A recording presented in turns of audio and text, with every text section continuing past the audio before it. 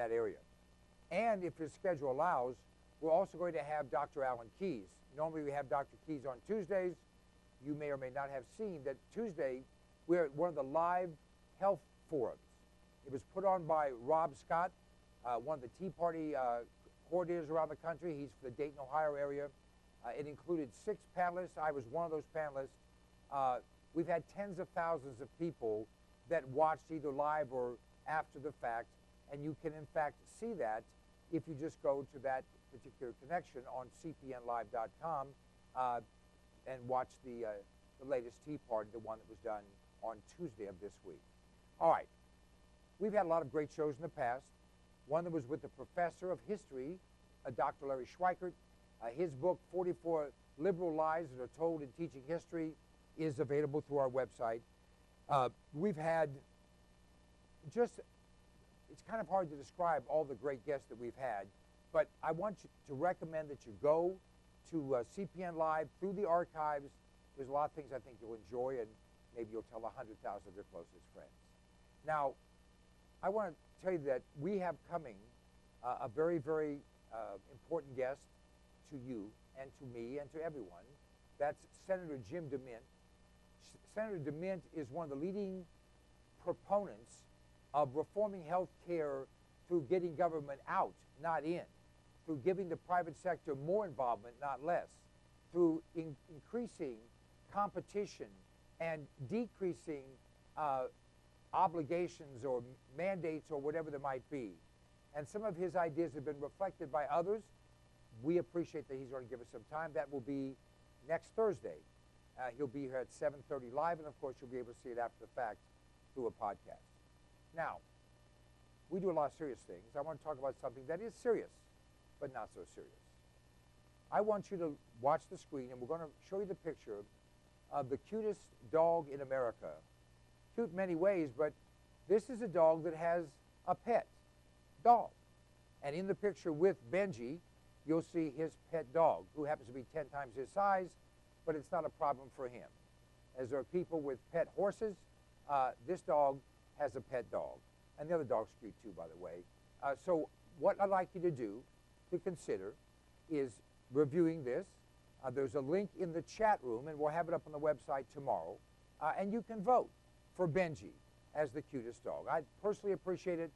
Please tell 100,000 of your closest friends, and let's see if we can't get Benji to win this contest. The only dog with a pet dog in the entire arena. Again, the chat room. You go to the chat room. We have people every Tuesday and every Thursday, and even on Mondays when we're on, and that'll be included in this in the relatively near future, that participate, and we thank you for that participation. Sometimes it's 20, and sometimes it's 50, and sometimes it's 100, and sometimes it's 500. One time we had, when we were at South Bend, I think we had like 1,800 people in the chat. Obviously, it's hard to get in, but we won't have that many tonight. So you can get in and give us your thoughts. If you'd like to call, I'm sorry, I got a comment there. You can see the picture of Benji. Oh, yeah, there's Benji in the background. You see flipping all over. Benji's the little one on top, and his pet dog, Rusty, is the one on the bottom. At any rate, the number to call if you'd like to participate is 866-808-0637. And don't forget, go to the chat room. Do it now. The link is there. You have to cut and paste the link into your browser, and then you can vote. And by the way, you can vote every day. So if you would give up life as you know it and spend your days voting for Benji, I again would appreciate it. All right, we're going to start to create some podcasts. The way this works is we stop, we do the intro, we do the podcast, we do the close, then we do a second one, and we're going to do that up until 7:30 when Larry Pratt will join us, and then if his schedule allows, we'll have Dr. Keyes at 8 o'clock. Our first one is called Blunders and Wonders. All right, Stan, so we're going to start at a point, and you're going to say, you know, welcome to Wisdom of Solomon or Talk to Solomon, the blunders part, and then we'll fade to the intro and then fade back. And we'll start on camera 1. Right, and we're going to do that before you do the music. Right, you're going to say, welcome, this is the segment, stay tuned. All right. Cool, so.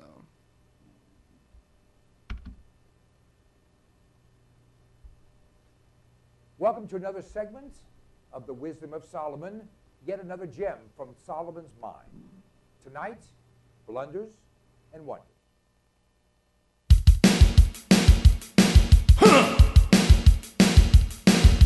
Wanna talk? So let's talk. Here. Talk. You wanna talk? You gotta talk, you need to talk. News talk. I talk, you talk to Solomon. I talk, you talk to Solomon. Yeah, let's talk to Solomon. Talk to Solomon. You gotta talk, you wanna talk. Blunders and wonders. It's a wonder that anyone would blunder into their automobile dealership and buy a new vehicle, trading in their clunker. Now here's the wonder. We're selling a certain number of cars. It's down, no question. The Cash for Clunkers program was supposed to increase the number of sales dramatically. Well, it didn't actually, but it did increase it some. It increased it by 10 or 12%. The reality is people with clunkers tend to get rid of them over time. But this guy would do it right now, and it helped Obama fulfill his promise to get the union workers back to work because the automobile companies opened some plants. But here's the problem. Half of the New York dealers have officially pulled out of the program, and across the nation, less than 2% of the dealers have been paid the $4,500 or the $3,500 for that which they took in. Now, dealers are not flush with cash anyway. It's a cash-driven business. They need that cash to buy inventory, to make payments, to make payroll, and the government, with this $1 billion program, hasn't been able to get it together. And where the money was supposed to be to them within 7 days, only 1 in 50 got the money at all, much less within 7 days. 1.81 million vehicles were sold. Wrong. $1.81 billion is owed to the dealers. They've only gotten a couple 300,000. The administration, and I don't blame this administration because I don't think they're different than any other administration, can't handle a program officially, no matter what size, no matter what ilk, no matter what description. The president mentioned the post office having problems. Well, that's the understatement of the week. Yes, the post office has problems because it's not a profit-driven concept. It's a what do we want driven concept.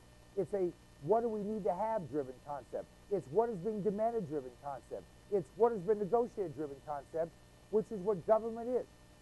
It doesn't work. So now this Cash for Clunkers program has landed with a big thud. Instead of helping the automobilers, it's hurt them. It may have killed them. It may put some of them out of business. And the administration wants us to give them $1 trillion program? It's a wonder. They don't know that it's a blunder. Now, here's another one. Oops. A lady came home from work and found all of her belongings in the front yard being gone through by the neighbors. What the heck is going on? So she goes into her house and has a guy said, "This is my house. I bought it." She said, "I beg your pardon. It wasn't for sale." He says, "Well, I bought it." Well, she had been to court. The judge had stopped the sale, had reversed the sale because she had made an arrangement. She had already made payments, and someone forgot to file the paperwork with the sheriff, so the sheriff sold the house. Now, did anyone do it on purpose? No. Did that make her plight any less a disaster? No. Should we leave things up to government and depend on government efficiency? No. Did the judge say why this wasn't supposed to happen? Sure. Did it happen? Yeah. Did they finally reverse the sale? Sure. Have all of her things either been destroyed or have been stolen? Right. Who's she going to sue? Oops. Oops. Wonders or blunders? Don't you love it?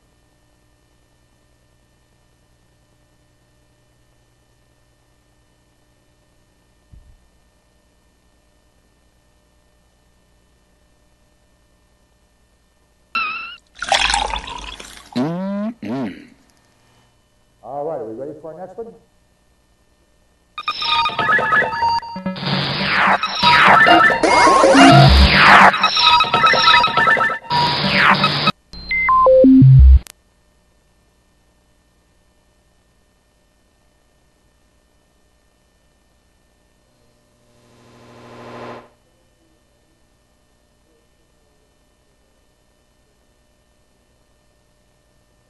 Okay.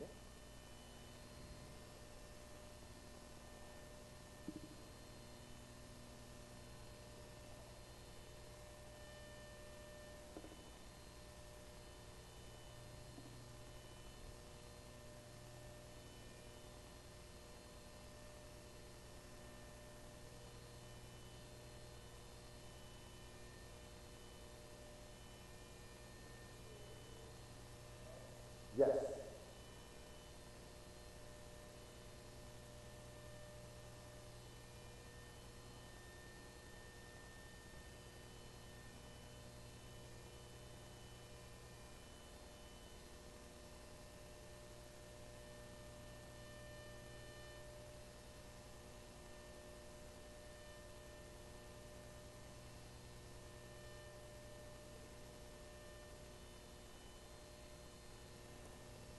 Hi, stay tuned for another edition of the Wisdom of Solomon.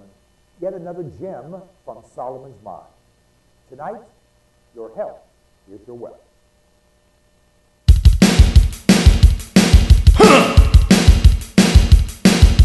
Wanna talk? So let's talk! Here. Talk! You wanna talk? You gotta talk, you need to talk! News talk! I talk, you talk to Solomon. I talk, you talk to Solomon. Yeah, let's talk to Solomon. Talk, talk, talk to Solomon. You gotta talk, you wanna talk! Your health is your wealth. And there's more of your health around, it seems. There's a new study out that shows that life expectancy in America has gone up, has continued to go up. And isn't it amazing? Isn't it fabulous? Isn't it nice that this healthcare system, without Obama's help, is increasing the health of all Americans and increasing the life expectancy? So let's look at some of the numbers. I think there's a chart that'll come up on the screen. Overall, all races, both sexes, or I should say all three sexes, the life expectancy is now 78 years. 78. Now listen to this. Who lives the longest? White female. Who lives the shortest time? Black male. Why? Another show. Who's next? White male. Who outlives white males? Black female. Why? Another show. The bottom line is this. It's almost without change, life expectancy for all people in America is going up. A note. You know the life expectancy in South Africa? Ready? 36. It's going down. They have universal health care. Just thought I'd mention. Just thought I'd mention. Now, the Democrats have stated there are no Republicans dumb enough to join them, so they're going to go it alone on health care. They have the vote. They can use different methodologies instead of the standard methodologies, which would take 60 votes to cut off debate. They can go with reconciliation, which only takes 51 votes. It's wrong. It's not supposed to be used except for the budget, but that doesn't bother them. So they may shove socialized medicine down our throats, even though the vast majority of the American people don't want it, and the majority of politicians don't want it. They don't care. You can make a difference. You need to not stop with town hall meetings. You need to not stop with emails and handwritten letters and visits. You need to do more. You need to convince Democrats, legislators, that the price they will pay if they pass this is one they're not willing to pay. And what is that price? The loss of their job. The loss of their job. They're not going to believe it unless you can convince them. And finally, did you know that the major health insurers, 51 of them, have been have been sent letters by the Democrats, Waxman and others, to say, we're going to investigate you. What did they do wrong? We're going to investigate where your meetings were, how much you paid people, how you did what you did and why you did what you did. The insurance industry is under attack. Now, are they perfect people? No. But neither were the car people. We ended up destroying 2 of the 3 major car companies. Neither were the financial companies, but we've destroyed a number of them, and the government's taken it over. Folks, this is fascism or worse. And they think by demonizing people who are not perfect, which is all of us, that you'll turn on your fellow citizens, your fellow companies, your fellow involvees in our economy, and accept that the government is a better alternative. Now, let me ask you. The government has run what? Well, the post office we talked about. They've run what else? Well, they've run Social Security. It's bankrupt. They've run Medicare. It's bankrupt. They've run Medicaid. It's bankrupt. They've run the federal government. It's bankrupt. Does anyone believe that Republicans or Democrats are better able than you and I to spend our money, to make our decisions, to run our small to medium to large businesses? They are not. The only difference between the Democrats and the Nazis, not that the Democrats are out killing people consciously, is that the Nazis were not as efficient. The Nazis didn't steal as much money. The Nazis didn't demonize as many parts of the society. Now, they got violent. Have you been to a town hall meeting? I was just at one Tuesday. It's recorded. You can see it on our website. They don't always get violent, but we had enough police there. They didn't decide to do so. The hired thugs from the union halls weren't there or decided not to come in. I ask you, are you going to buy in? Are you that stupid? Are you going to accept? Are you that uninformed? Are you going to go along with? Are you that silly that the bad people are the Americans in the private sector and all the good ones are in government? I certainly hope not. Your health is your wealth.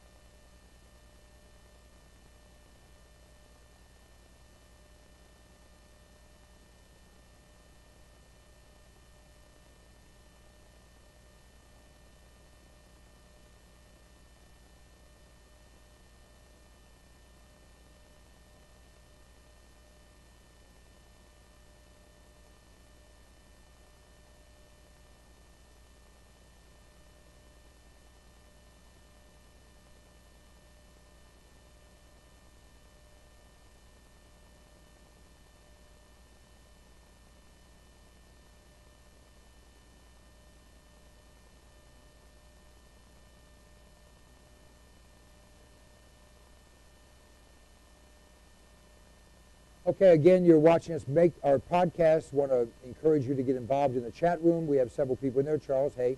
And we also have room for you to call in between now and the next 7 minutes at 866-808-0637. 866-808-0637. I want to talk a minute about gasoline. I left home yesterday on my way to an appointment, and gas was $2.29. I went by the same station today, and gas was $2.55. Now, I'm not exactly sure what that 26 cents is percentage-wise, but I'll just say it's 11%, 11 or 12%.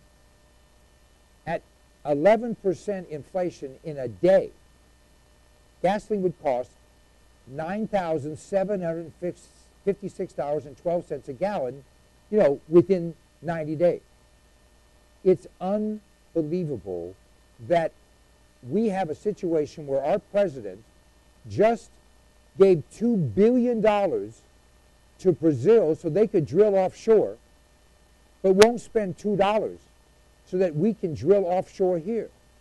So we are again dependent. Now, if we replace the insane thought process of the Middle East with the not quite as insane process of South America or Mexico or wherever, it doesn't change the fact that we are subservient to the whims and wishes of those countries from whom we're buying the oil.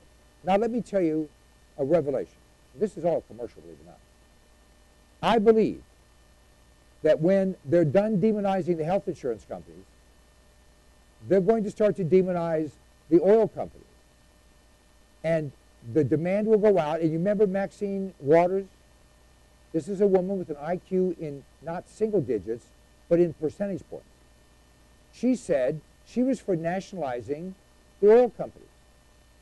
Now, that means gasoline will cost $80 a gallon because morons like her would be involved. But here's the reality. I do believe that the government purposefully, under this president, and frankly the last wasn't much better, are trying to keep oil companies from having the supply that would allow prices to go down because they want to be in a position to get the money.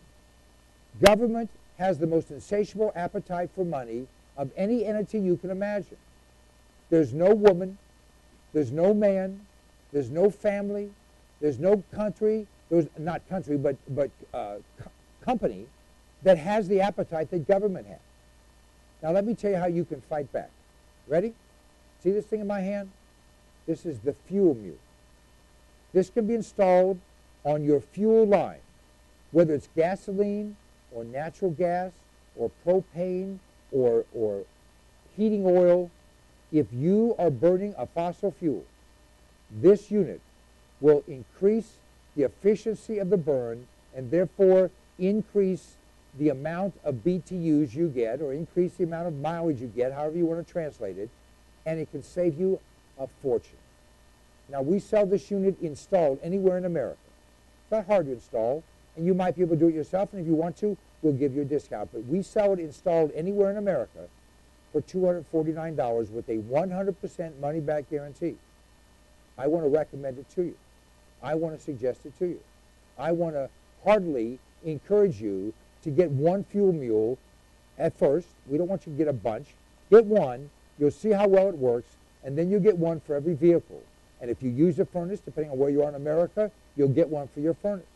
And if you use enough hot water, you'll get one for your hot water heater, because this can decrease your consumption by at least 10% and by more, much more for some. No moving parts. It lasts forever. No maintenance. It's on the website. If you're on cpnlive.com, you just go down to the fuel mule and you can order one. I put one on my car. My mileage went up by 18%. That was my experience. I've had people do more. I've had people do less. No one less than 10%.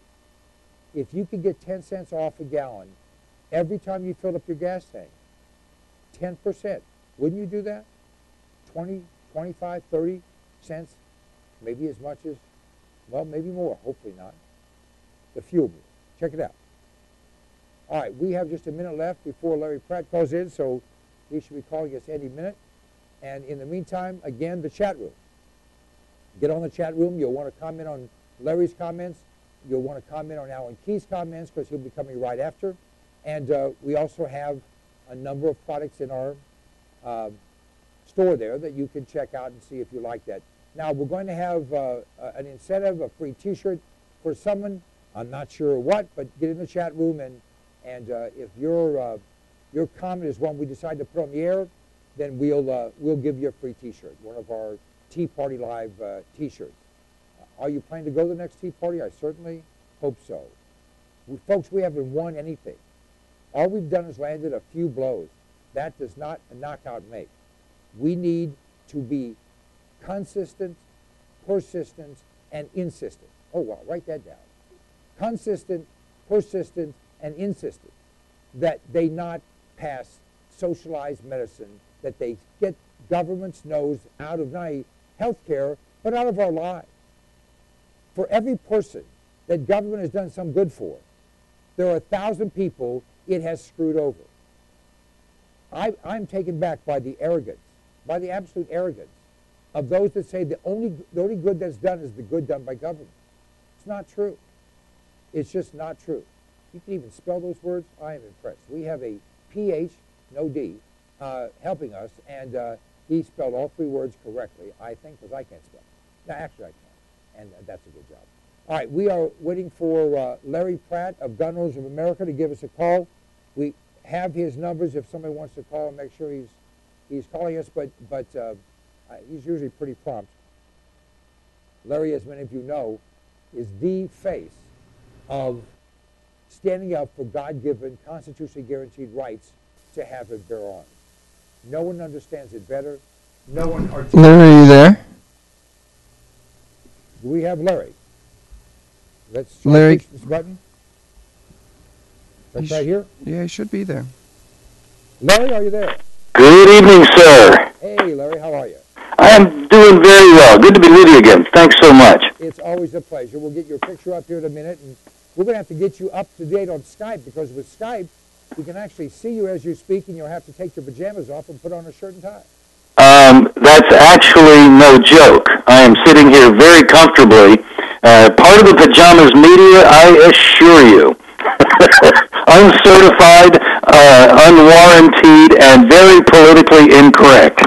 Now, Larry, first, thank you for spending some time with us.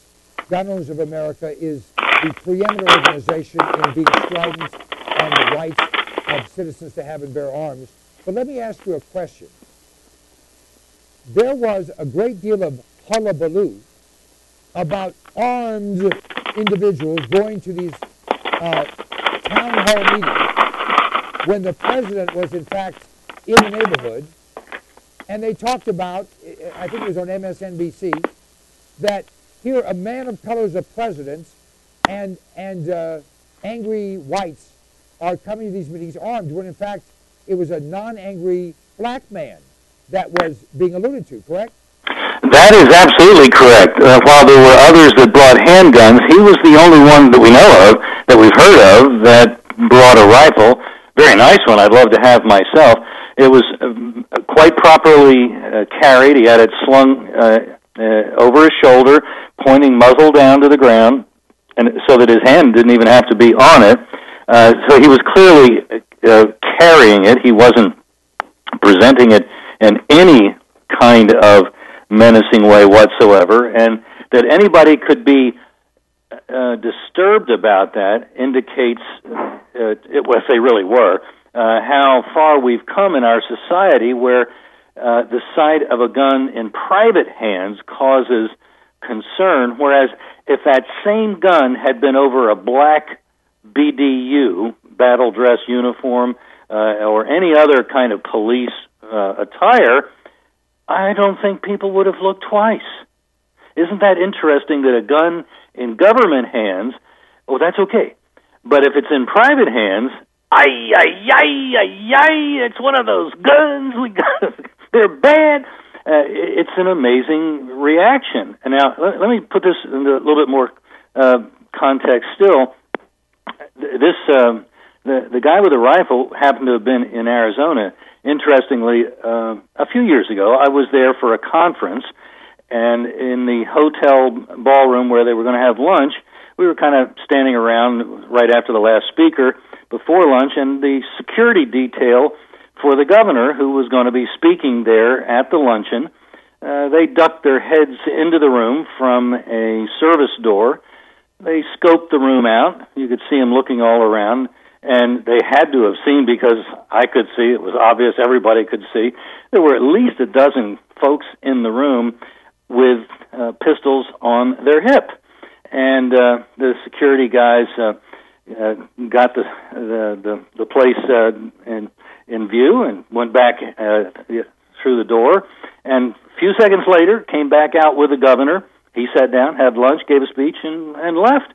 Meanwhile, there were guys in there with guns on their hip, which I can only presume were locked and cocked, right? That's the normal way you would probably carry one. And so nothing happened. A guy had a gun, and nothing happened. But somehow, fast forward about 5 or 6 years later, maybe 10 years later, and it's the President of the United States who is an opponent of gun owners, and they start weaving this fabric of what could happen, what might be.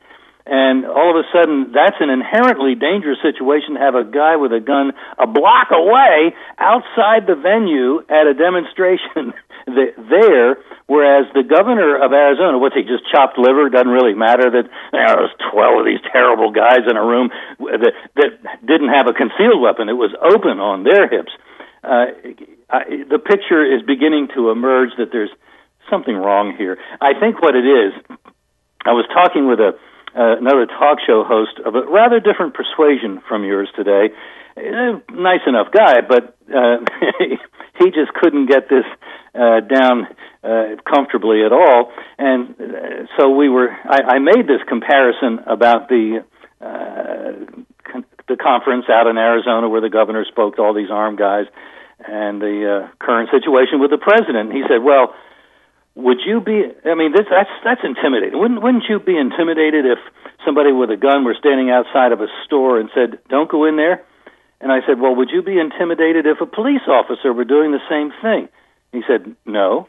I said, well, then what you're really saying is that a gun in government hands is okay, but a gun in private hands is a scary thing. I said, do you know something? We've run the numbers from a lot of research that's been done. The people that carry concealed permit firearms commit crime at an enormously lower rate than the general population.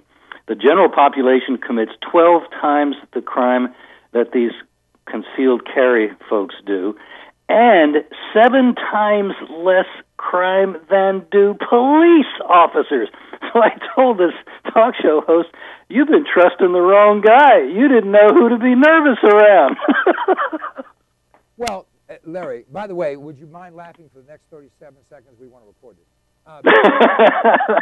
Very good. Record it or report it. You're going to send this to Obama, to the flag email, so that they will know that there's somebody that's not taking him seriously? I understand that's been shut down of air. By the way, you know, we've now changed the CPI, which used to stand for the Consumer Price Index. It now stands for the marching orders for our side. C, consistent. P, persistent. E, insistent. So, oh, I like that. We're the new CPI is consistent, persistent, insistent, and that is the recipe for getting Democrats and some Republicans to pay attention. And if nothing else, you'll have the pleasure of seeing them get all in a Twitter, because the people are not supposed to speak up. We're supposed to shut up, listen, get our shovels, and start digging. Well, I got a feeling that we may get our shovels and we may start digging, but not exactly what they think we're digging. Ah, now that sounds more interesting. Larry, I believe we have accomplished absolutely a start and nothing more.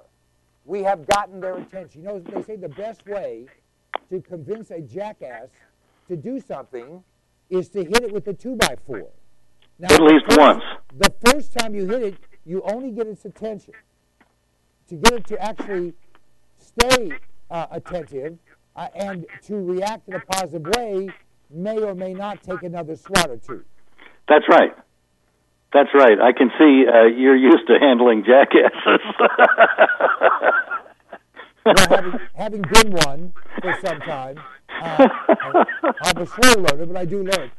But Larry, let me ask you, your issue is the God-given, constitutionally guaranteed right to have and bear arms. But if a government can demonize and then take over huge swaths of our economy, taking over the handling and the sales of firearms can't be far behind, right or wrong? Oh, that I think is absolutely clear as a bell. You don't have dictatorial systems of government that can continue with an armed people, and especially an armed people that have a tradition of organizing, of speaking out, of taking initiative, which are all characteristics that, praise the Lord, are still somewhat true descriptions of Americans. And so that presents a real problem to the socialists who are in control of our government in Washington at the moment, and too many of our states as well. And I think what they've done is to push too fast, too hard, and they are producing a backlash which is being heard, and they are trying to ignore it. They're trying to marginalize. Oh, well, those are just mobs of people out there. That's AstroTurf. It's interesting, when they make criticisms, think projection. Projection meaning I accuse somebody of doing something because that's what I would do. Or am doing. Or am doing at the very moment, yes. And, of course, when we see, the Soviets had red shirts. In fact, the communists all over Europe had red shirts. The Nazis had brown shirts, and Obama's got purple shirts. I'm thinking that if I have trouble getting into a meeting to see an elected official, I'll bet it would help if I could find a place to buy a purple T-shirt that says SEIU, Service Employees International Union, on the back of it. Because those are the goon squads. Those are the brown shirts that are going out and roughing people up and pushing people around. They're the ones that slammed an old man into a wall down in Florida at one of these town hall meetings. They're the people that do the kinds of heavy lifting that is needed to intimidate the populace so that they will submit to the socialist betters, the elite that knows so much more about life than we do. Well, how's it working so far? No, this Hope and Change is just working great. I'm loving it. My point is, I think that the tactics employed by the president and his party and his supporters are the greatest weapon we have. I mean, it's almost like all we have to do is step back and let these people, self-destruct. I quite agree with that. I think they have exposed themselves, and I am so happy that for all of the downsides of the Internet, the fact that we can see something later in the morning after a town hall meeting that didn't work out the way the member of Congress thought it should, we're going to see what really happened. It's going to be recorded, and it's going to be on the Internet forever. And not is it recorded, but the forever, it's archived. I was at a town hall meeting on Tuesday, Larry. You're one of those people, huh? Well, I was one of the speakers. From the floor or from the podium? Well, from the podium. They made a mistake. They let me up there. The point is, we had plants. We had people that were there to make speeches. We had a demonstration that was orchestrated and paid for at $15 an hour per person. And the reality is the vast majority of the people did not accept that, did not fall for that. And we had probably 600 or 700 people there. We had, I'll just take a number, we had 6,000 or 7,000 that watched it live, and we've had 40,000 that have watched it since. I love it. Since Tuesday. You talk about force multiplication. That is terrific. And no doubt a lot of the people that watch it forward it, and you don't even always get a count, because sometimes when things are forwarded, if you don't double-click and open it back up to YouTube and it just stays inside some embedded message, you're not going to get a count of that. So you could have had 50, 60,000 people watch that by now. You know something, Larry? You and I are going to have to talk, tomorrow or something, because Alan Keyes comes on this program regularly. You come on this program regularly, but what we have the ability to do, not uniquely, but we could make it very professional and in a way that not just doing it yourself would do. There's no reason that everything you do can't be memorialized and available to anyone at all times, and a show of your own, not screened, not trying to shout around or work around or, I mean, you have this great sense of humor. I tried it. It didn't work, so I just got a gun. But That's great. Well, I know that the next time my jokes fall flat, I'll just pull out my gun, since evidently that works for you. It certainly does.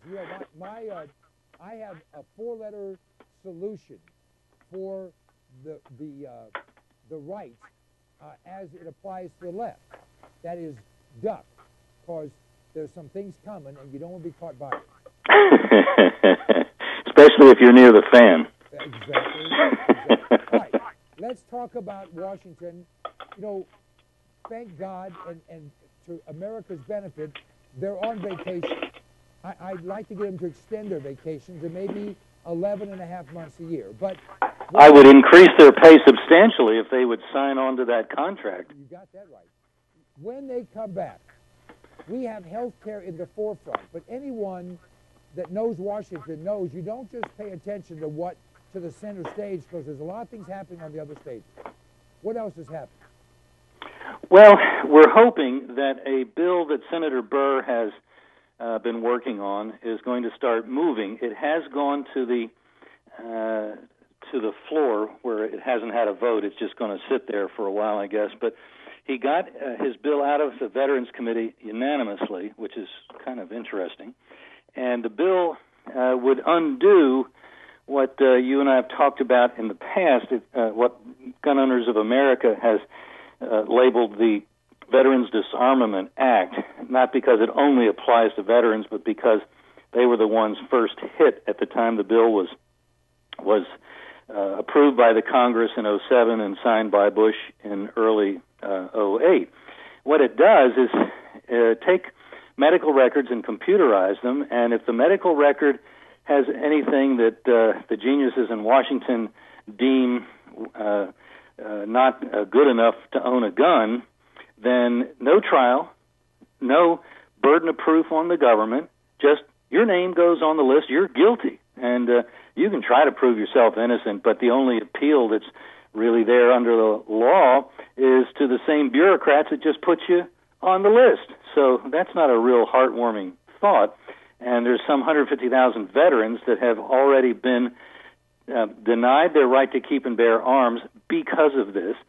It's now spreading to the rest of the population because money was allocated in the government stimulus bill to computerize all these names of all the rest of us. But in the meantime, if we can get a vote on Burr's measure, I kind of think we're going to prevail on the floor. I don't think we're going to get too many senators that want to vote against veterans and against gun owners in the same bill. That's kind of a big bite. And the main trick right now seems to be just getting it to a vote. But it's there. The potential for undoing a great injustice is there.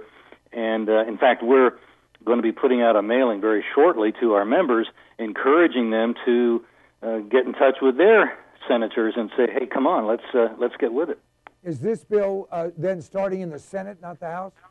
Correct. There is a version in the House by Representative Paul Brown, who's the head of the Second Amendment caucus in the House, but getting a vote in the House is going to be trickier, and so we're hoping that if it does get the vote in the Senate, that we'll get it moving that way.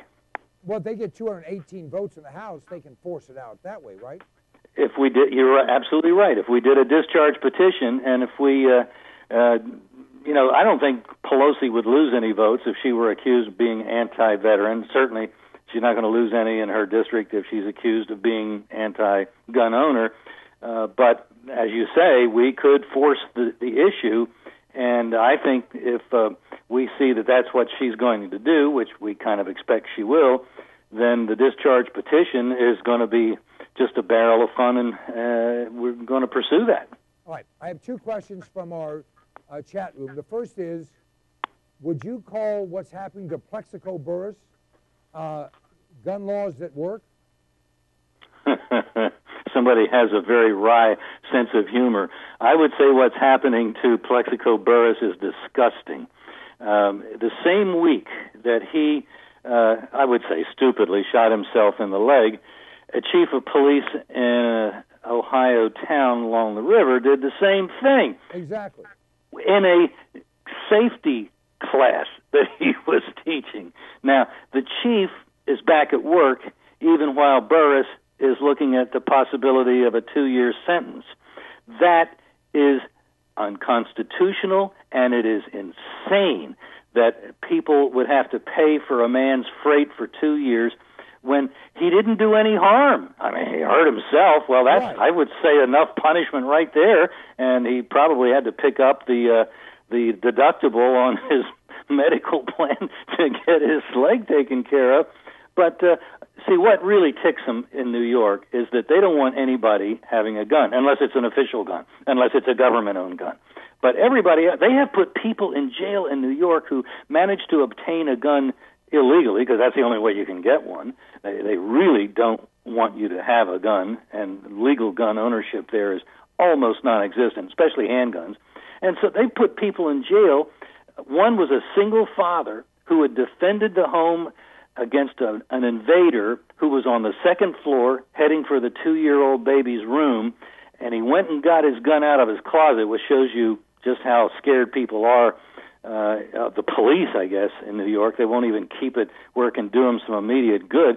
Got his gun and shot the intruder. Well, he wasn't charged for shooting the guy, but he was put in jail because he didn't have a license for the gun. Well, I have some comments, but I will limit them as I don't want them to come and arrest me.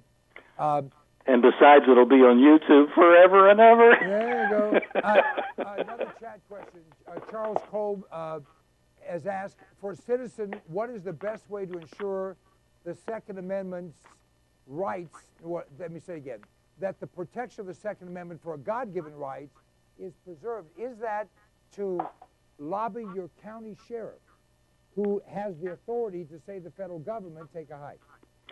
Ooh, this question reflects a great deal of understanding of how our system of government can and should work, and the question is going to be very appropriate, I would think, in the next short future.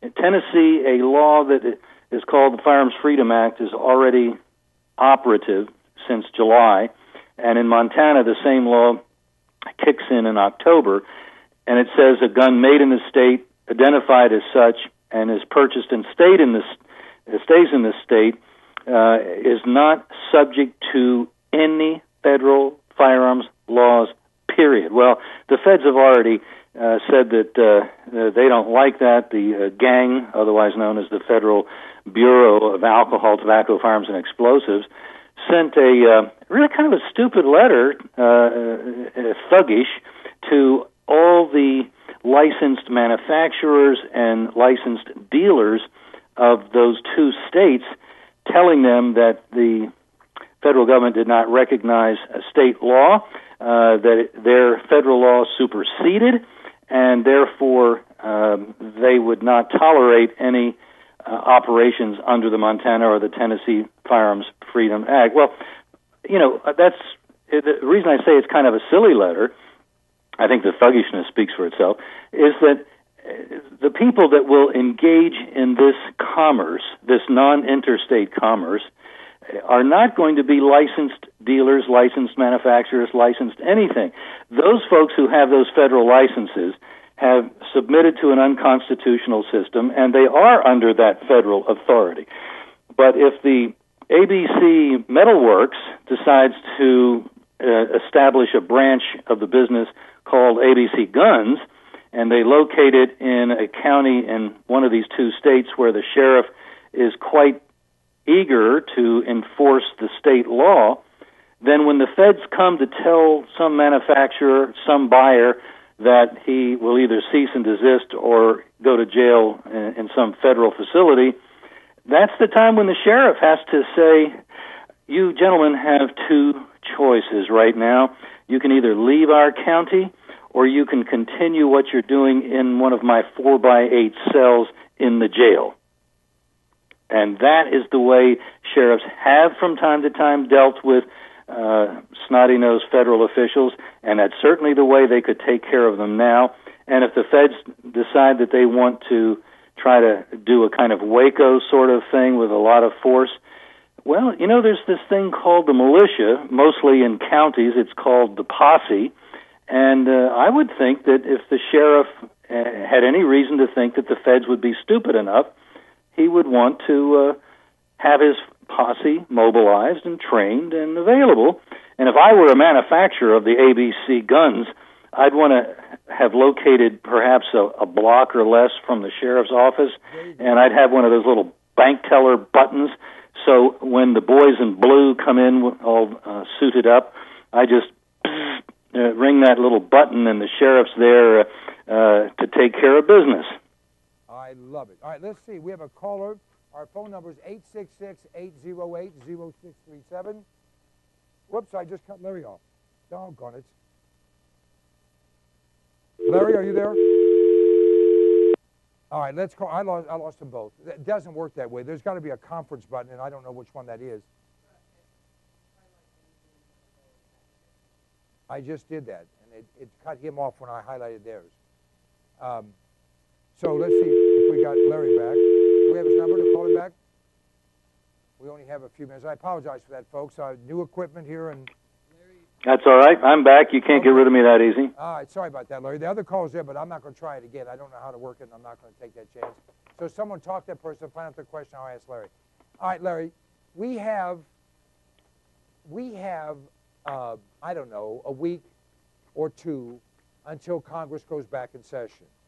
We have many of the people on the left who have just said that the input is not welcome, and the White House has cut off your ability to really communicate with them. They're spamming us, and they've now admitted to that, sending out emails. They've called their people and said to their people, you know, this is what we want you to do. We've given marching orders to several million people who they know will do what they're asked to do. The president's popularity and the health bill's popularity and the Democrats' popularity come just after diarrhea, just before cancer at this point. Right. And yet, the media, the lapdogs, the government-run, whoever you want to call them, to hear them, the country is all for socialized medicine, and it's just, you can't talk to anyone who is outside of a very select group. I mean, union members aren't for this, even though union leadership is. The people showing up at these rallies on their side are paid people. Right. The people showing up on our side are volunteers, and most of them have never been involved before. Right. I would say that we're getting to where we're going to have a showdown. It's going to be mostly in the Senate, I think, although we could be surprised and find that the House does not approve this, but I think that Pelosi has enough puppets among the Blue Dogs that she'll probably be able to ram it through the House. That may be one of the last votes those Blue Dogs cast as members of Congress, because they're likely to be defeated in the next election. But in the Senate, we're hearing that the nuclear option is being considered, namely that the bill is in a posture right now, or would be if there were something concrete on the floor, that it would be filibustered, and that means you need 60 votes. But they're saying we can pass this as part of the budget reconciliation. Now, That bill is the one bill in the Senate that's immune from any filibuster attempts. But for something to be part of that bill, it has to be budget neutral. And the socialized medical scheme is anything but budget neutral. So if they try to make a move on 51 votes, they'd have to be lying through their teeth in such an obvious way that even perhaps some of their own lukewarm supporters would be a little nervous about that. But they have 51 communists, socialists, leftists. I mean, they got Al Frankenstein and Diane Frankenstein. I think they came from the same bird, the Frankenstein bird. And they've got, Barbara, Rocks for Brains and others. It's just amazing to me. If they go for just 51 votes in a way that would be totally unethical, against their rules, and an obvious lie, the question becomes, is that a blessing in disguise for us? Because we can use that to hammer on them and get them out of control. Or do they, once they get it started, they take it so far down the track that there's no way to come back? Well, I think if they were, let's just start with that one assumption that maybe they ram it through. That is probably going to be so disruptive in the next elections that the next Congress would simply be able to turn off any money to be used to implement socialized medicine. So even though we wouldn't get the president to sign a new bill undoing the bill that might pass, we could still, in effect, gut it until we get a new president. Before we get to that point, which strikes me as a potentially winning situation, so I'm not totally alarmed about having to deal with that. But in between now and the 51 vote margin that's needed, we're dealing with a situation that, okay, they put up this bill, cool, but guess what? The bill itself is subject to amendment. And those amendments, which could be filibustered, are things like, say language that says no abortions for socialized medicine, be it the government option or be it any mandates of even individual plans. How about no gun control? How about, you can see where I'm going. Amendments that would have teeth if they're about to pass this bill, they're not going to want to vote for.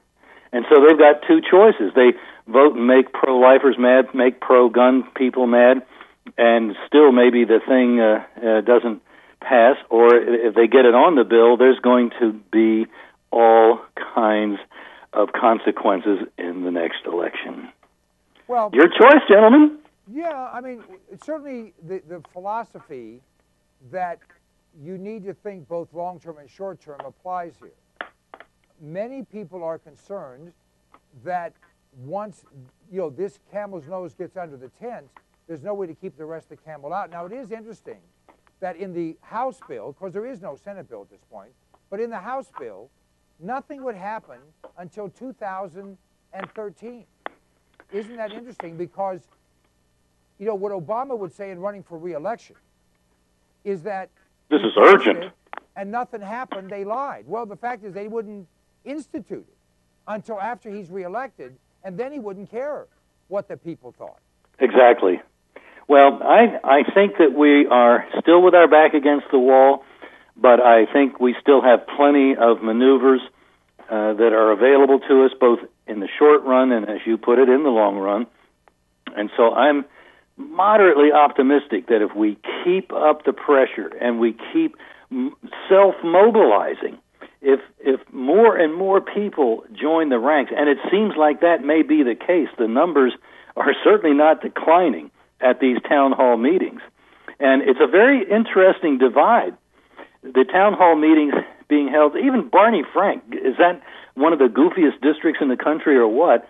And he was given a very hard time in his own district. Meanwhile, last week I was in Oklahoma, and as I was driving from a conference in Oklahoma City over to Tulsa where we gave an award to Senator Coburn, I was listening to the radio and the news, And 2 or 3 times I heard a newscast about Coburn's like 6 town meetings that he'd had that day, and his only problem seemed to be finding a venue big enough. There were literally over 1,000 at least one of those events.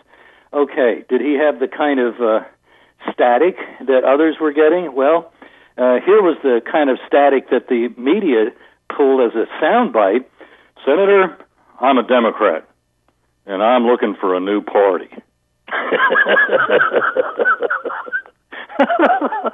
A little bit different from what some of the Democrats were actually getting, because Coburn, of course, is not only a senator, but he's a practicing obstetrician, and he's made some very cogent points, not only what's wrong with the current legislation that's being discussed, but also he's offered alternatives such as tax credits for health savings plans and taking away the ban on purchasing insurance interstate. I heard of one state today, I forgot which one it was, that has such a restrictive policy that one company within that state has 80% of the market.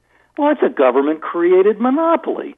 So if the feds want to do something productive, that's a big if, there would be an obvious target. You start putting competition into the purchase of health care, all of a sudden you're going to see prices going down and products increasing in their attractiveness to the consumer for that lower price. I want to know how the president and his party, who are so anti-gun, can be trying to force a shotgun wedding of nationalized health care and the American people. Isn't that against their own principles? Yeah, well, it's kind of like Mao Zedong, who said political power flows out of the barrel of a gun. And that's why as soon as he took over with his guns, he took everybody else's away in China. Well, he may have been fat, but he wasn't stupid. Yeah, amen to that. All right. Let me ask you, there are many, I would call, heroic members of the House and the Senate, and they have bullseyes painted on their butts and on their foreheads, right between the eyes, by the Obama administration. Who are some of those folks, and tell us about it? In terms of the Democrats who are wavering, or? Well, maybe some Democrats, but mostly Republicans and or moderate Democrats. Okay, yeah, I'm with you. Is trying to destroy, bottom line. The biggest problem I think we have, and anybody who is either in Iowa or knows somebody in Iowa, please have them call Senator Grassley's office. No kidding, there's a toll-free phone number for Capitol Hill. It's the main switchboard, and when they answer, you just ask for Congressman X or Senator Y. And this phone number is 1-877, so it's toll-free, 877, SOBUSOB. S-1-877 SOBUSOB. SOB. Now, somebody who is a Washington insider said, oh, it's not what your dirty mind thinks. It's actually Senate office building. But no, it's the main Capitol number. So whatever it is, it's fairly easy to remember, I would imagine. I just remembered it, and I'm lousy with numbers. There you go. Yeah, I'm trying to think of what it really stands for. It's Senate office building, you sons of... Well, but then I repeat myself. Anyway, Senator Grassley is the lead compromiser who's trying to come up with some kind of legislation that will please everybody. Well, first of all, that's hopefully impossible. But secondly, let's assume that the Democrats say, okay, Grassley, you got us. We're tired of all the delay. We'll go along with your plan. Once that thing gets into a conference committee between the Senate and the House, Katie bar the door. They're not going to honor any amendments, any agreements that they had with Senator Grassley. They're just going to put in there whatever they want, and then there's no filibusters possible. It's an up or down 51% vote. Right, and he's already figured it out, hasn't he? He's come out and said it. So Grassley needs to hear from his folks in Iowa. Senator, I hope you have another job in mind if you continue trying to cobble a deal. No deal. No socialism. Come on back home and don't go back there until you have to vote no. I love it. All right, we're going to try this one more time, and Larry, if I cut you off, I will become a rabbi. Oh, that's radical. All right, now do I press the blue? Yeah, we're here. I'm here. Oh, you're here. All right, and Larry, are you there? I sure am. I think All he right, is. Well, miracles, it worked because I didn't do it. I am so glad that you don't have to become a rabbi. I I just couldn't get used to calling you rabbi. Yeah, I didn't want to have to go into Rabbi Solomon either. I was afraid of that too. I was hoping he was going to get it done right. okay, all right. Well, go forth, caller. What is your question? Well, a couple things from going back when you guys were talking about that nice gentleman who happens to be African American that was walking around with an M4 carbine on his back, and I thought that was great. AKA that great American. That great American. That's exactly right. And one of the things I think maybe if your organization or others can put out is, I mean, if you agree with this is really a redress of grievance. The First Amendment, that's what it's about, going back to Magna Carta, where they would go to the king, and they wouldn't do it they had the right to do it armed, and to redress of grievances. And Thank you. That's exactly what these folks are doing, and everybody needs to understand that. This is nothing unusual. This is a very common law kind of thing, and people need to get used to it, and it does one thing. Those folks did not fear us at all, and now they're beginning to wake up, and the best way to prevent this kind of stuff and prevent the next 2 years of complete revolt will be, if they do fear us a little bit, maybe they might back down. It's kind of like the old Ronald Reagan Cold War thing. Sure. Well, your point is absolutely spot on, and I like the way you've just articulated it, and it makes me think that there's an additional practical, not as quite as significant a point as you just made, but the practical point is, okay, we're talking about a presidential event. Secret Service is there, and the Secret Service is tasked with one thing and one thing only, and that is the protection of the president. And it doesn't matter if Mary Sue's being raped in the back of the auditorium and Billy Bob is being clubbed to death in the back of the auditorium. Their job is to protect the president, and probably, in most scenarios, that would mean get out of here as quick as possible. All right, so what's to happen to the rest of us if some predator, some evil person comes in and figures he's going to shoot the place up, even if he's not so much interested in nailing the president, but he'd like to take care of a bunch of us peons out there in the audience, or out there in that demonstration that we're really talking about. So what are we, chopped liver? Are we just supposed to sit there and take the bullets?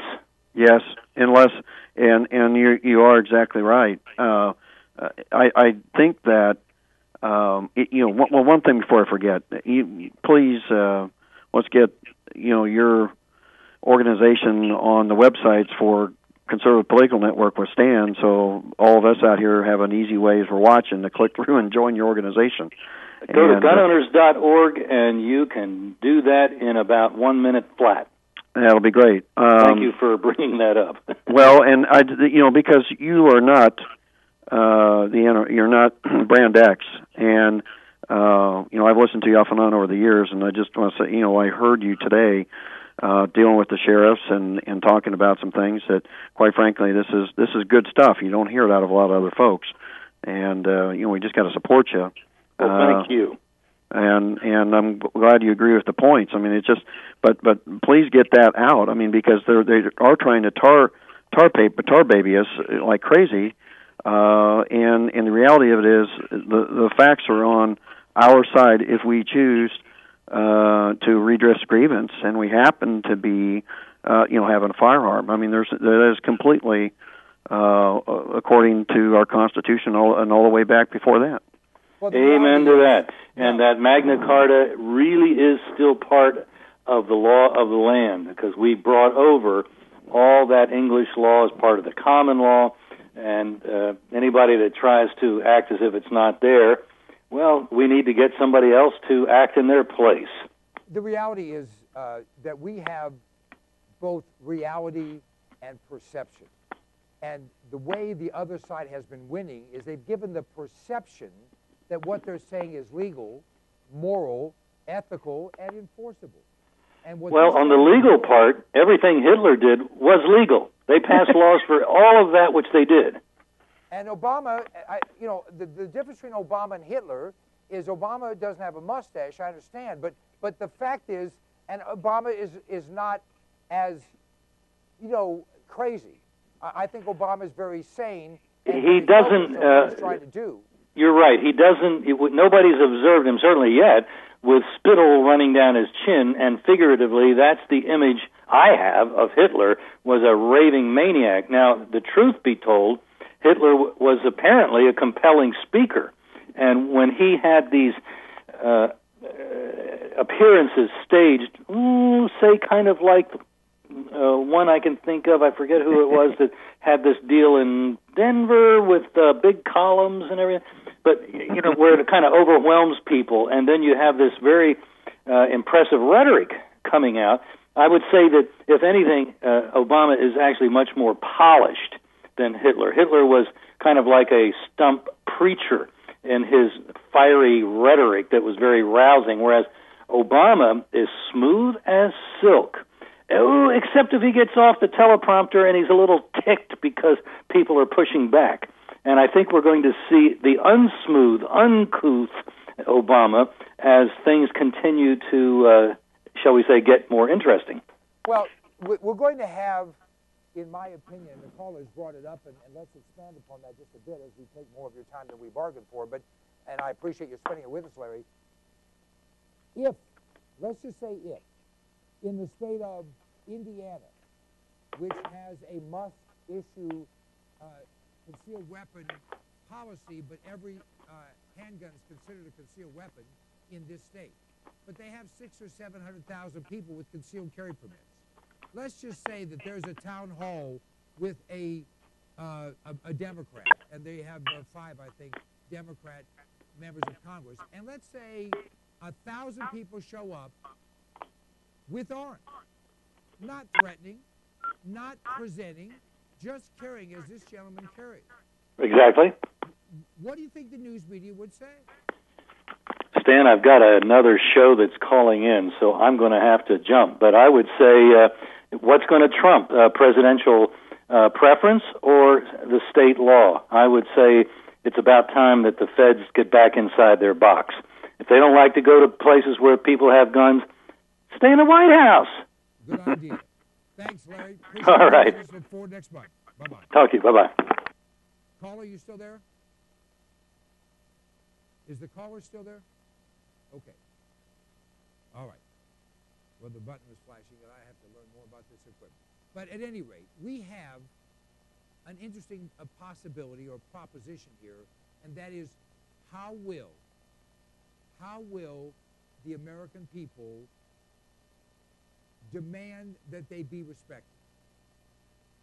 If they can't be respected when they simply show up and speak up, will they take another step, or 2, or 3? When the media consistently, persistently, and insistently on its side tells lies and says that people were something they were not, did something they did not, said something they said not, how will the American people respond? I think that will be very interesting. This is Talk to Solomon. We are absolutely excited to have you with us. Hope you'll stay as we create more podcasts.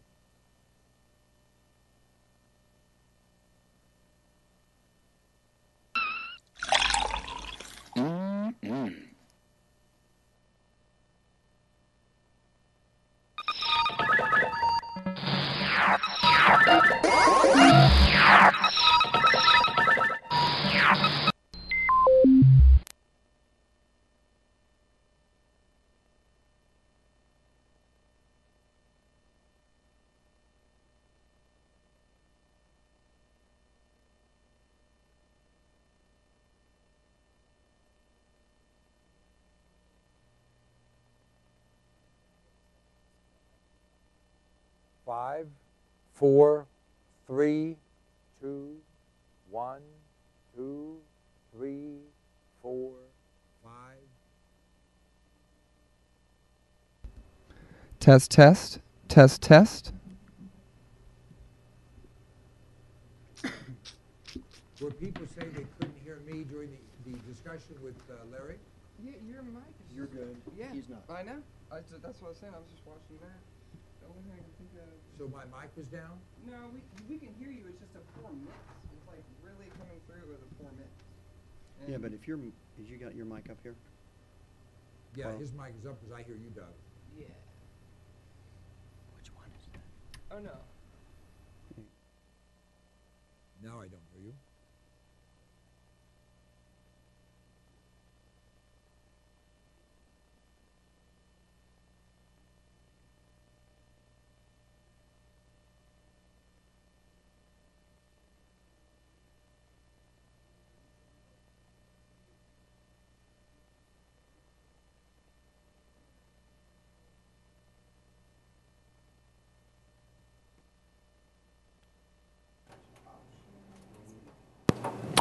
Fine.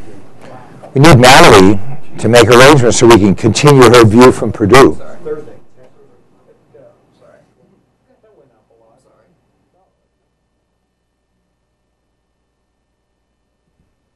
Okay, Stan, can I have you do another test, please? Counting down from 8 or 10 or whatever. 10, 9, 8, 7, 6, 5, 4, 3, 2, 1. Cool. All right, we're good to go whenever. Are we going to do all politics or loco? Yes. I have. I'm not on the air right now. I've called Alan twice and haven't heard anything. And it's gone to voicemail. He's signed on. He signed on where? He's signed on to Skype? Skype, but there's no answer. It goes to his voicemail. And we And- don't and- have any missed calls. And you're saying, but on Skype itself, he was there? Well, he's signed on, and when I He has called to him, physically it goes to answer, his voice. accept the call. Oh, you called through Skype. Okay, I understand. Because like I was like, oh, he's on, he's waiting. So he's back. I guess it's that hookup. I'm just gonna have to troubleshoot that tomorrow. So is my mic working? You're 100% now. You're back. You were just. I would say it was like you were at 60% and they were like 85. So it was like just a weird mix, but it didn't. Now, we need to check and see if when you have two lines open, does that affect anything? No, it was what I thought it was, but it doesn't make any sense why. Okay. All right. All right, we are. You're going to do podcast till Dr. Keys calls in? I don't think he's going to call if he hasn't called by now, because I We're told him 8 shooting o'clock. Three podcasts. Okay, that sounds good. So. All right. All right, so first let's do Loco, and let's try to shoot for less than 10 minutes, if we can, just to keep them rotating through. Would you like to start on 2 or 1? Start on camera 1. Which one do you want? Are you asking me a Same question? background in all of them.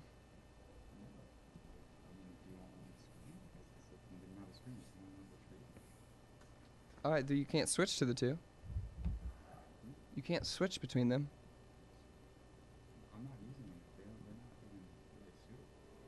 Okay, okay. All right, so which ones are we using? 2 only? All right, we'll be using only 2 right now. Because it's the only one that Zach thinks he's, like, relatively, they look weird. All right. Okay, so we're going to come in to you, give your small intro for the Loco, go and we'll play the intro and then do it, and then the outro.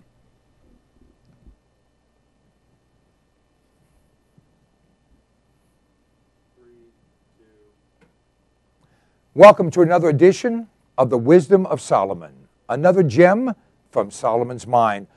Today, all politics are loco.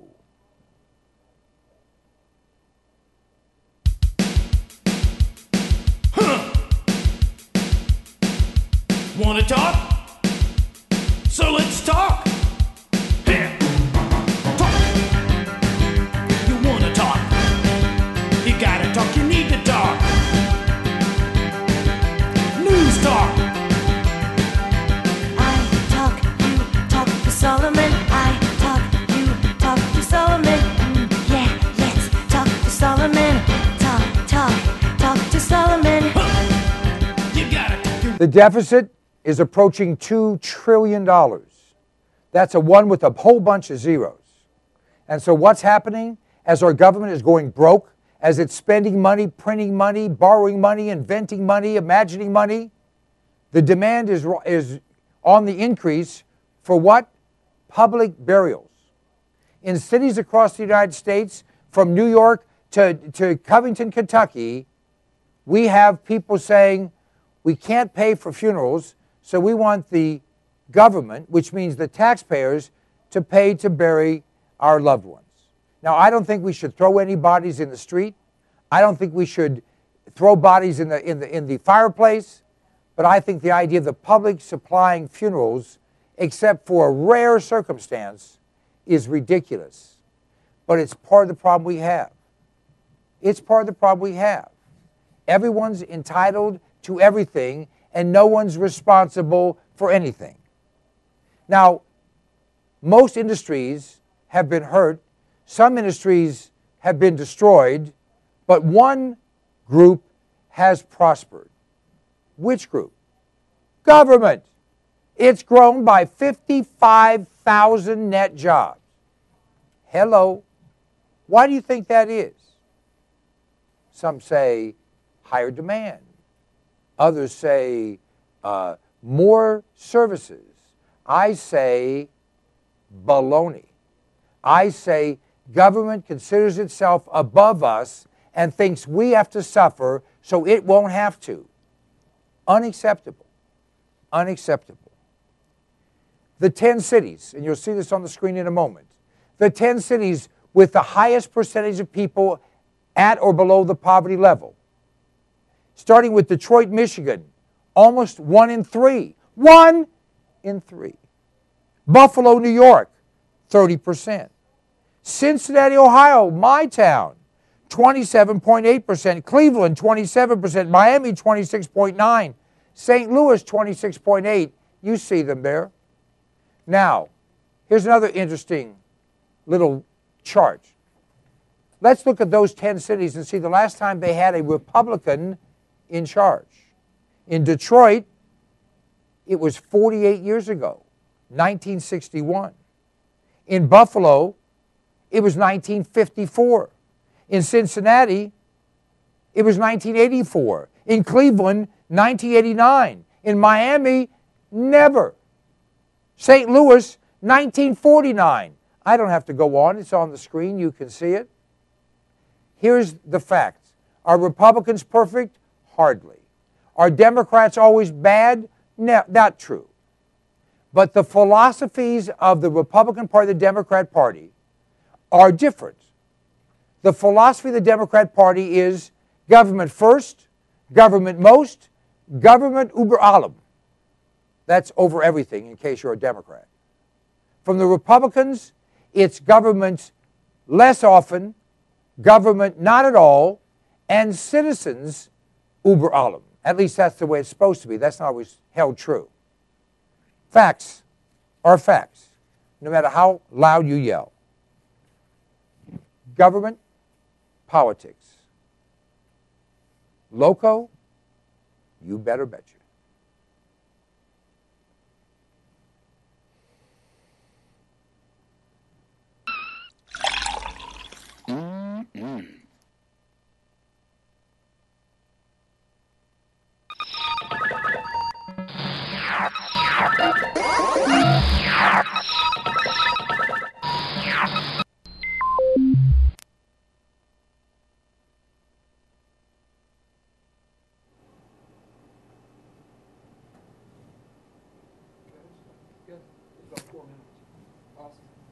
Yeah, I'm making it a little shorter here. That was perfect. I mean, I thought that was really good. Will you give one more test of your audio just for 2 seconds? I tweaked a little bit. 10, 9, 8, 7, 6. And now, Heroes still? Heroes and hellholes. Are we ready?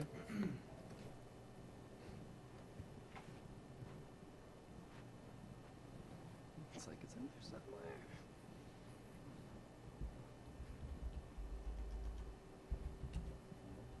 Yeah, yeah. Let's do it. Ampersand.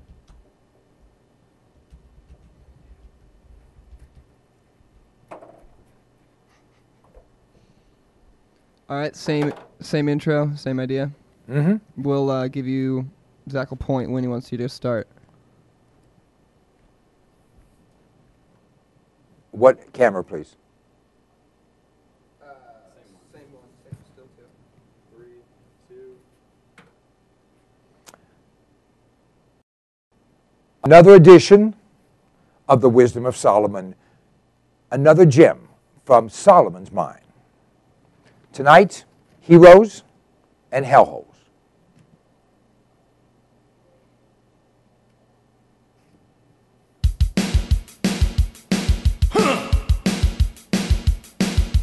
Wanna talk? So let's talk. Yeah. Talk. You wanna talk? You gotta talk, you need to talk. News talk. I talk, you talk to Solomon. I talk, you talk to Solomon. Yeah, let's talk to Solomon. Talk to Solomon. You gotta talk, you wanna talk. So Heroes and hellholes. Well, tonight, we certainly don't have a hero. A Massachusetts man by the name of Alex Santana. 18 years old, quite a guy, many years of experience, really knows how to handle things. While they have him in custody, he's being held on a $500,000 bond. Why? Because his girlfriend, who he got pregnant, is pregnant. You follow that? He got her pregnant, and she's pregnant. And he doesn't like that. So he suggested, I want you to kill the baby. I want you to have an abortion. Now, I don't know his girlfriend. I don't even know her name. But I'm going to make a wild guess that she's Hispanic, as he is, that she's Catholic, as he isn't, that she knows that it's a baby, not a fish, and she said, I can't kill my baby. So, after careful consideration, and using the logic that the president applies with Nancy Pelosi and Harry Reid, he stabbed her multiple times. He stabbed her multiple times. She's in critical condition, but she's going to survive, and the baby. Oh, did I say that? Did I say that? That actually the media said that it was a baby? Only because it is. If you don't want to have a baby, don't have sex. If you don't want to have a baby, don't get someone, yourself or someone else, pregnant. Don't make the baby die because you didn't think, or after the fact you had other thoughts. It's not the baby's fault. Someone asked me on the Jerry Springer show, if someone impregnated my daughter, who was 12 at the time, what would I do? And I said to this 6'2" bad breath lesbian, I wouldn't kill my granddaughter. I'd kill the SOB that got her pregnant. What would you do? She didn't have a response. Now, just so this man won't feel lonely, I want you to know, listen to this genius. Charles Daniels, 34 years old, had been dating a woman for 1 week. 1 week. He found out she was pregnant, but not by him. So what? He decided to beat the crap out of her anyway, choke her, and try and kill her, because she had the nerve to be pregnant, which would deprive him of his right to have sex when he wanted to. He's in jail and will stay there for a long, long time. The woman didn't die, thank God, and the baby didn't die, thank God. He lived. Hey, God, you need input? Heroes and hellholes.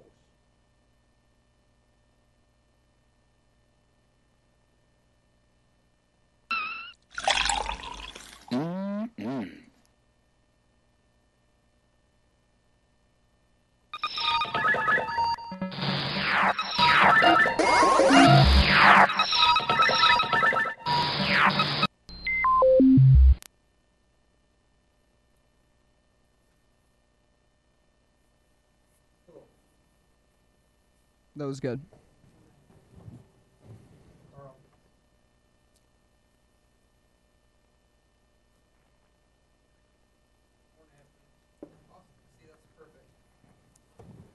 Perfect length, Stan. Well, we'll try for those. I mean, if we have, like a inclusive one, obviously it would be bigger if there was like building up of more stories, but that was perfect. Next one is Jews in the News. Oh, those. I'm sorry, that brings to mind Easy, Barbara Mike. Boxer. Jews in the nude. That would be Barbara Boxer and Dianne Feinstein during the Hora. You ever heard that dance, the Hora? It Oh, sounds like another one I know. No, it's not. It's actually the national dance of Israel. It's a, well, you go around in circles. It's a fun dance, what I did when I was growing up. But if you could imagine, They had dancing then? slap them and flap them. Yeah, it came just before the wheel and just after fire. I see. And by the way, you know what we used to throw in the fire? Skinny guys that had Producers. smart mouths. All right, moving on. Jews in the News. You ready? 3, 2.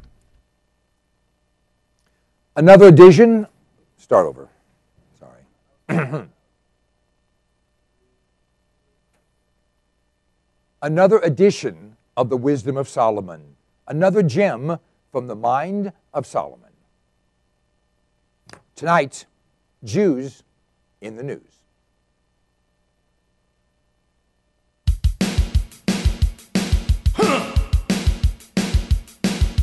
Wanna talk? So let's talk. Yeah. Talk. You wanna talk? You gotta talk, you need to talk. News talk. I talk, you talk to Solomon. I talk, you talk to Solomon. Yeah, let's talk to Solomon. Talk to Solomon. You gotta talk, you wanna talk. When I was growing up, many years ago, I used to hear the stories of how Jews were attacked and beaten and sometimes killed by people, young people, who believed that Jews killed Christian children to get their blood to make matzo balls or something. It was an old story. It never had any merit, but it was used by people who were stupid or people who were anti-Semitic, and those two cross quite often. Well, it just happened again. Listen to this. The Israeli and Swedish embassies responded furiously to a Swedish newspaper article that suggested that Israeli troops killed Palestinians in order to harvest their organs. And it showed a picture of a dead Palestinian who had stitches the entire length of his body. Now, the fact is, the person who wrote the story, let me quote this genius. The story was written by Daniel Seaman. No, I'm sorry, the story was written by, I can't find his name, Donald Bostrom. He based the story on accounts from who? Palestinians in the West Bank and Gaza, whom he identified only by their first names. Here's what he said. It concerns me to the extent that I want it to be investigated. That's true, but whether it's true or not, I have no idea. I don't have a clue. I beg your pardon? You wrote a story making these accusations and you don't have a clue? You have no idea? Someone on the other side told you bad things about someone on the other side, and that's the basis for a story? Yes, yes, and yes. That's the way it's done by the left. That's the way it's done by those who are anti-God or anti-Jew or anti-American or anti-normalcy or anti-life. They don't have to be bothered with the facts.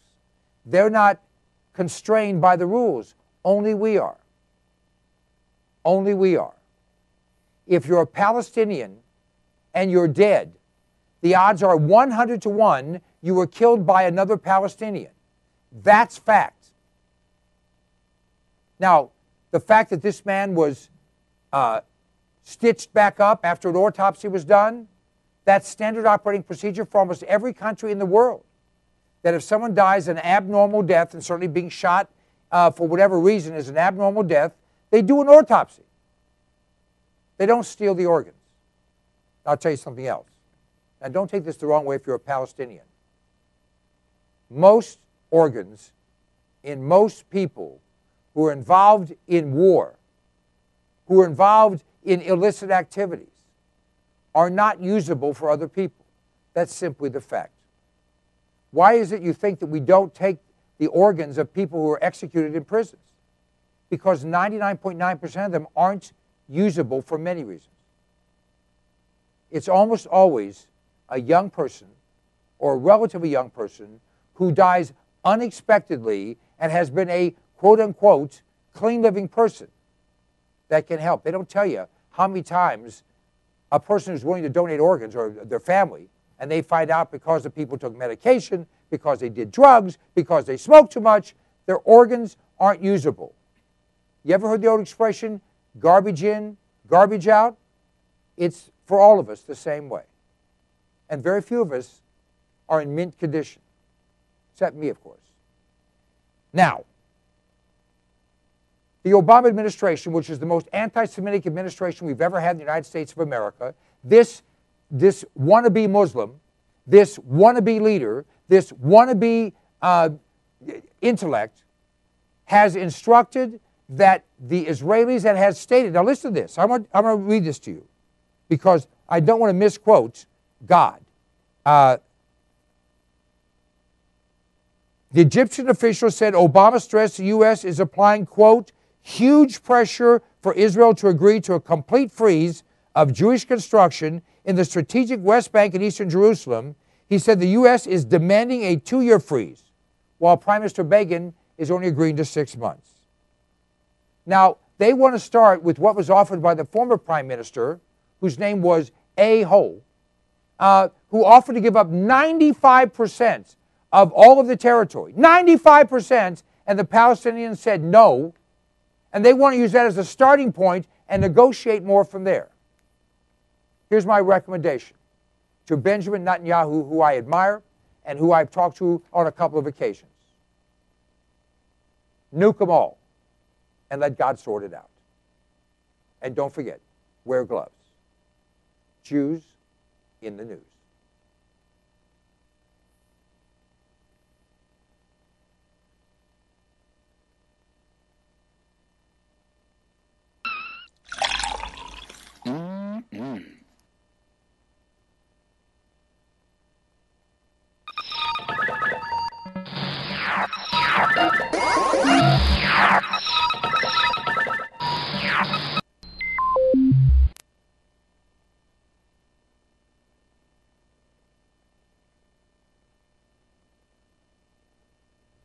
Cool.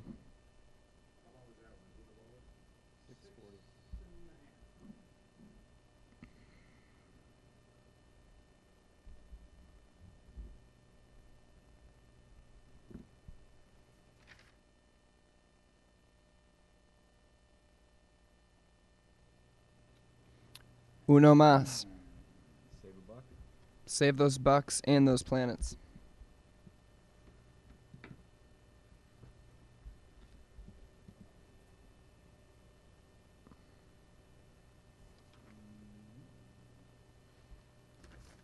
Are we ready?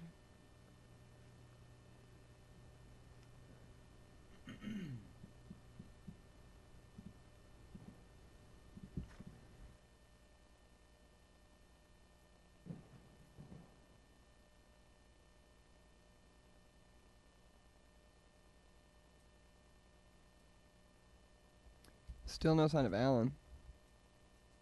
And we try calling him back?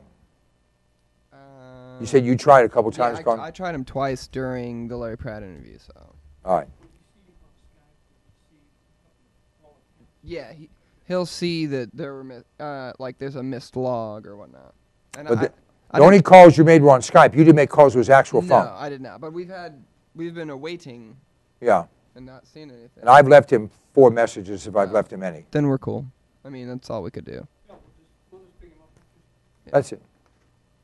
Okay.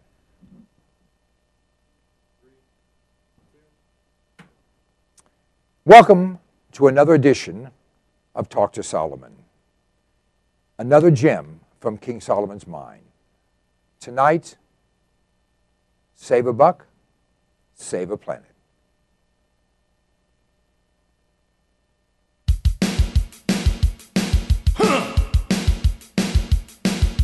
Wanna talk?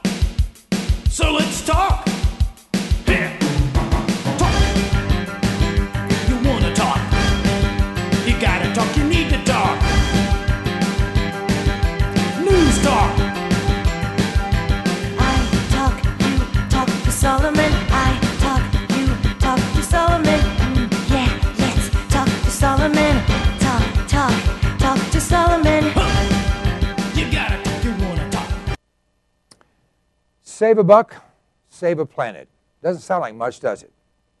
Here's the reality, folks. In the name of global warming, and now global climate change, and pretty soon just global passing gas. Oh, I like that, global. At any rate, millions, billions, trillions of dollars are focused on to be spent to do what? Nothing. Nothing. Now, if you want to talk to me about, making the air cleaner in an area, I'll listen to that, because we can pollute less and we can have cleaner air. We can put less in the water and have cleaner water. We can put less in the soil and have less toxicity in the soil. That all makes sense. But listen to this. The United States, the entire world population of 6.5 billion people, is the quintessential equivalent of 1 grain of sand on the entire Pacific Ocean front on both sides. Now, whether that 1 grain of sand is turned left ways, right ways, or someone picks it up and swallows it, will not affect the Pacific Ocean and will not affect the beaches. But one tsunami, in the Pacific it's a tsunami, in the Atlantic. Well, actually, what do they call those things? It's a hurricane in the Atlantic, and it's a cyclone in the Pacific. Hurricane, typhoon, cyclone, monsoon. But the bottom line is this. Listen to me. Nothing you pass through your mouth or your behind, nothing you pass from your tailpipe or your chimney is going to affect global temperature. Now, here's a story just out. It's a weird story. It's by Robert Boyd of McClatchy Papers, and he said, since 1998, let's see, this is 2009, that's 21 years. 21 years, that's how long since Al Gore's had an original thought. The globe has cooled. Cooled, not warmed, cooled. The highest temperature in modern history was in 1998, and that was slightly above the national or long term. They're now saying, the global warming nuts, well, you can't worry about what happened in 21 years. That's a statistical anomaly. What? We hadn't done and still haven't done, but we hadn't done anything prior to 1998 to affect quote-unquote global warming. Nothing. Now that we've done all that we've done, which is frankly nothing, it's gone the other direction. It's gotten cooler. They're saying, do not look at the man behind the curtain. Just pay attention to the screen on which we write baloney. Here's the fact. There was no, and there will be no global warming caused by human beings. That's it. Save a buck, save a planet. Stan, real quick before we're done, Zach and I were, concerned about how things affect the oceans and this and that, but we found a picture of something that really concerned us about ocean change and this and that. We were wondering what your thoughts might be. Well, there's no question that pirates urinating off the sides of their boats can affect, the health of fish. Particularly Obama pirates. That's not Obama pirates. It's just, I guess it is just his face put over the body of a pirate. You know what? But I think that's an insult to pirates everywhere, because you see, pirates were hardy. They like girls. They could jump from ship to ship. They didn't wanted to have be manicures. fiscally and economically successful. What is it that they stuffed into the cannons besides the cannonballs? There, Obama could have played a part. Wadding. Wadding. You know what? President Owada. President Owada, I accept. Save a buck, save a planet, save a president, get a wad. This didn't work well, but it worked.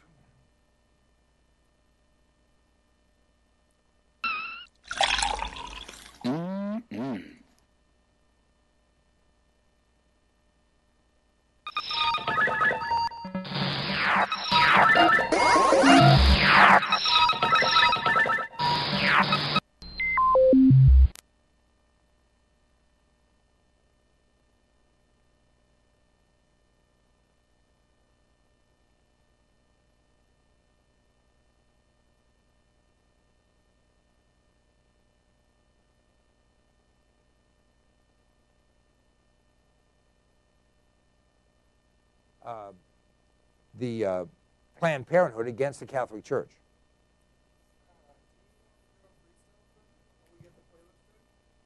Oh, I can.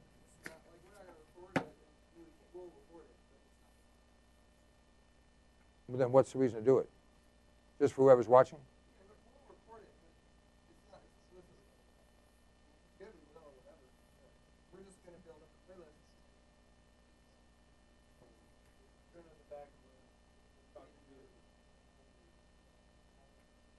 Yeah, let's just have a general discussion.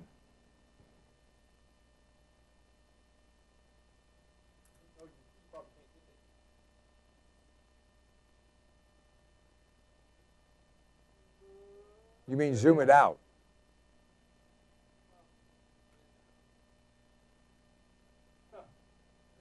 Excellent, excellent. All right. Well, one of the things I think that came from tonight's show that's worthy of thought, and for those of you who are viewing, we'd love your comments in the chat room because we do read every comment, and that is the idea of having the Solomon CPI. The Solomon CPI is consistent, persistent, and insistence, because we need to learn from our enemies. A smart person learns from their enemies, and I think that if there's one thing they have done, it's they have taught us that truth is not helpful, not relevant, not even considered. They consistently tell the same story, they consistently do the same things, and they wear us down because we have other things to do, and we need to take from their playbook and utilize it. Consistent, persistent, and insistent with your members of government at every level, with your friends and neighbors and family. If someone says, hey, I'll be insulted if you talk about it being a baby, my response is, that's your problem. I'd rather you have a problem than you kill a baby. Well, I think there's a lot of things you can do. Good question. One is email, handwrite a letter, make a phone call, make a visit, protest. Show up where they are and make it known that it's not acceptable. Well, they have professional protesters on their side, but there's no reason we can't have legitimate protesters on our side. There's just no reason we can't do that. And I think the more of that we do, and the more they... there's other kinds of fear besides fear of physical harm. I don't want anyone physically harmed. Although I think that we have to let them know we're not going to accept being physically harmed. Think if they send out a thug, then we eliminate that thug by whatever means necessary. We don't look for problems. But if they send a thug to... Exactly. And you should be able to respond, and you should respond. Now, that doesn't mean you let them dictate. That doesn't mean you let them instigate and that you fall for it. That's not the point at all. You have to use good thought. But my philosophy is that if you have your opinion, you have as much right to it as I have to mine. And if I have mine, I have as much right to it as you have to yours. But you don't have the right to keep me from having an opinion. And you certainly don't have a right to physically harass me. If you physically harass me, I'll kill you. Now, I'll wash my hands. I'll clean everything up afterwards. But if you threaten me, I don't mean if you yell at me, because you have a right to yell if you want to yell, but if you threaten me to where I am in fear for my life, I will kill you, as I have every right to do. And frankly, if I threaten you, you have a right to kill me. That's why I don't threaten you. I don't attack you. I don't get in your face. I don't do those things. And we shouldn't do those things. But except, thugs, union or otherwise, to shove us out of meetings, no, shoot the bastards. I'm sorry, I shouldn't say shoot. Affect them adversely. Is that politically correct? Affect them adversely. Affect them adversely if they're threatening you and they're harming you. Don't do anything stupid if they don't do anything stupid. I certainly know, and you know, that's not the discussion here. I've been involved. I was at a protest in Bloomington, Indiana. There was a paid permit for a presentation on the pornography things that they're doing down there. It was a women's group, Concerned Women for America, and they hired a bunch of homosexuals to come and harass us. Well, they could demonstrate, that was their right. But then they made a mistake. One of the sissy poopies, which is what I affectionately call them, got in my wife's face and started screaming. My wife is 5 foot tall and weighs 100 pounds. This individual was probably 5'10" and weighed 160 pounds. I decided that what he was doing was inappropriate, so he and I danced. He ran backwards, I ran forwards until he lost 20 pounds because he soiled himself. Now, with all due respect, when he soiled himself, he enhanced himself dramatically. You want to scream in my wife's ear obscenities? You have a death wish, and your wish is my command. Your wish is my command. There are many more of us than there are of them, even though they want to make you think otherwise. And if push comes to pull, they will all be eliminated. I know that God makes no perfect people, certainly not me, and God made everyone, including them. It's not a question of better or worse. It's a question of right and wrong. It's a question of acceptable and unacceptable. If any of you activists want to come to my church, I will shoot you, and I will not hit you in the leg. I'll hit you in the brain via your groin, which may not be much via if you get right down to it. I'm getting off the track here. I'm incensed at the arrogance of those that think they can do what they want and we can't do anything. Unacceptable. And I think our government is going to find that out. PDQ. PDQ. Whatever you guys are saying is coming through in my ear, which I don't know if it's a problem or not, but it's coming through. Okay, so don't talk about me anymore. All right, we're going to wrap this up because we're not going anyplace in particular. Please get in our blogs, get in our chat room, give us your comments, look at our podcast, help us by using some of the great products that we have, and don't forget you can call toll-free. Oh, that's right, and next Thursday we'll have Senator Jim DeMint. Next Tuesday we'll have Ambassador Alan Keyes, and certainly at all times we'll have you. Thanks so much.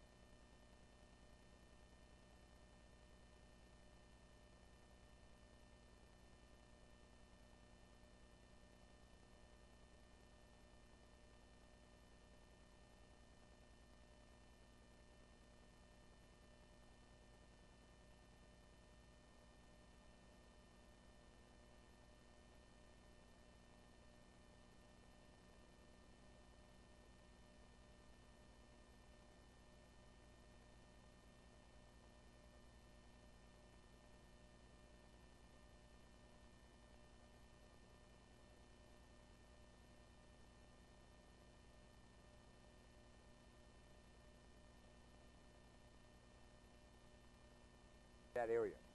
And if his schedule allows, we're also going to have Dr. Alan Keyes.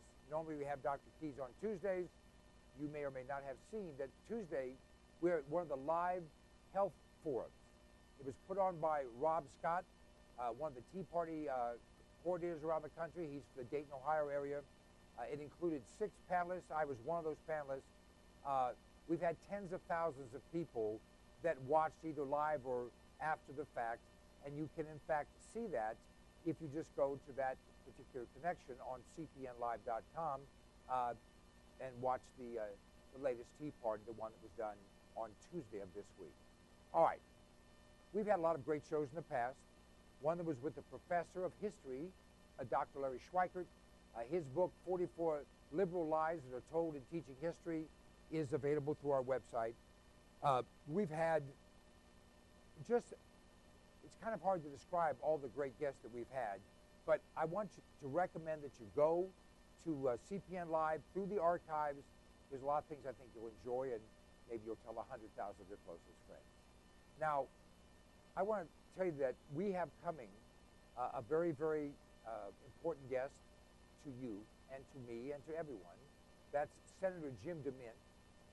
Senator DeMint is one of the leading proponents of reforming health care through getting government out, not in, through giving the private sector more involvement, not less, through increasing competition and decreasing obligations or mandates or whatever there might be.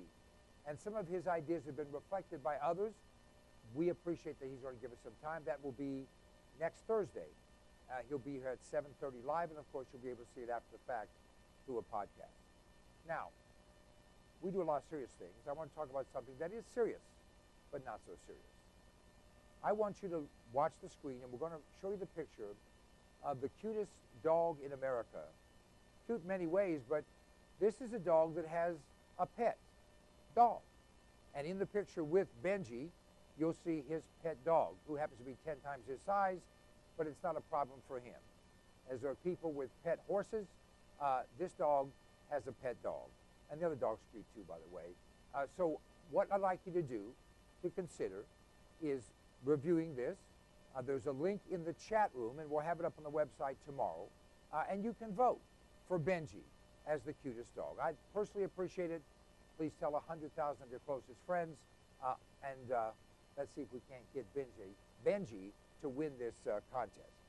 The only dog with a pet dog in the entire arena. Again, the chat room. You go to the chat room. We have people every Tuesday and every Thursday, and even on Mondays when we're on, and that'll be included in this in the relatively near future, that participate, and we thank you for that participation. Sometimes it's 20, and sometimes it's 50, and sometimes it's 100, and sometimes it's 500. One time we had, when we were at South Bend, I think we had like 1,800 people in the chat. Obviously, it was hard to get in, but we won't have that many tonight. So you can get in and give us your thoughts. If you'd like to call, I'm sorry, I got a comment there. You can see the picture of Benji. Oh, yeah, there's Benji in the background. You see flipping all over.